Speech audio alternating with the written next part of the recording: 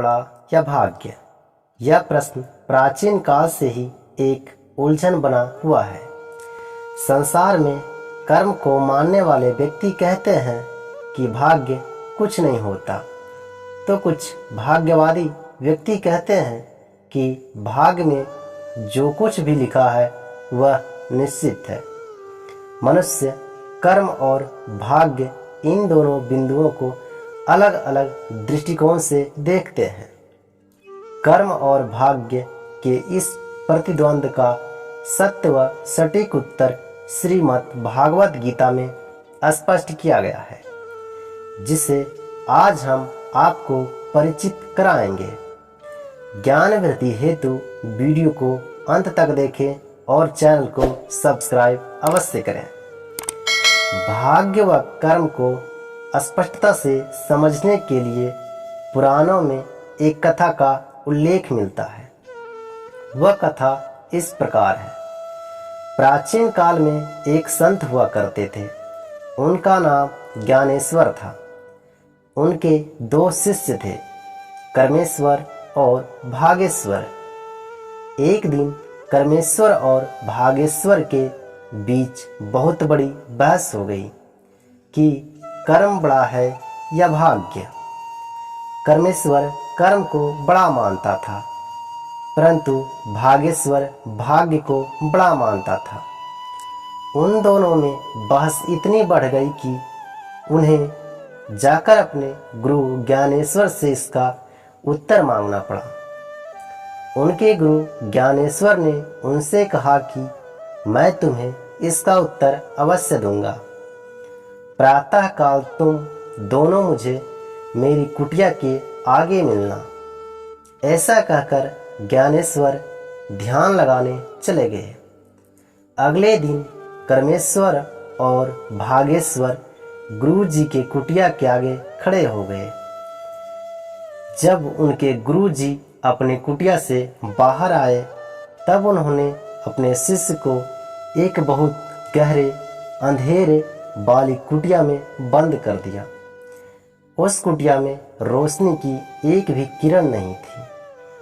कुछ समय बीतने के पश्चात कर्मेश्वर और भागेश्वर को भूख प्यास लगने लगी।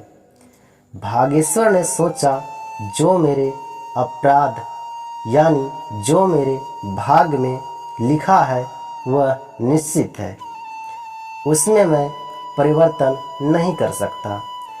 इससे अच्छा मैं राम नाम ही जपता हूँ। ऐसा सोचकर भागेश्वर ने राम नाम लेना आरंभ कर दिया, किंतु कर्मेश्वर को यह कदापि स्वीकार नहीं था। उसने सोचा, मुझे कर्म करना पड़ेगा, अन्यथा मैं भूखा मर जाऊंगा। तो वह खड़े होकर उसने अंधेरी कुटिया में खाने पीने की वस्तु को खोजने लगा। कभी उसका सिर किसी वस्तु से टकरा जाता, तो कभी उसके पैर में चोट लग जाती, किंतु वह ना तो थका और ना ही उसने हार मानी। बहुत प्रयत्न करने के पश्चात उसे एक मटका मिला। जब उसने मटके के अंदर हाथ डाला तो मटके में उसे चने मिले। कर्मेश्वर चना को पाकर इतना प्रसन्न हुआ कि उसकी प्रसन्नता का कोई ठिकाना नहीं था। फिर वह वहां बैठकर उन चनों को खाने लगा। चने खाते खाते कभी कभी उसके मुंह में कुछ कंकड़ आ जाते, तो वह उन कंकड़ों को भागेश्वर को दे दिया करता था। अगली सुबह जब उनके गुरु जी ज्ञानेश्वर ने कुटिया का द्वार खोला, तो देखा कि कर्मेश्वर का पेट तो भरा हुआ है, परंतु भागेश्वर भूखा है। कुटिया का द्वार खुलने के कारण जब कुटिया में रोशनी हुई, तब कर्मेश्वर आश्चर्यचकित रह गया। कर्मेश्वर भागेश्वर को जो कंकड़ समझकर दे रहा था, वह कंकड़ नहीं किंतु हीरे थे। इस कथा का अर्थ व निष्कर्ष हर व्यक्ति के लिए अलग अलग हो सकता है। अब हम आपको बताएंगे कि कर्म बड़ा है या भाग्य।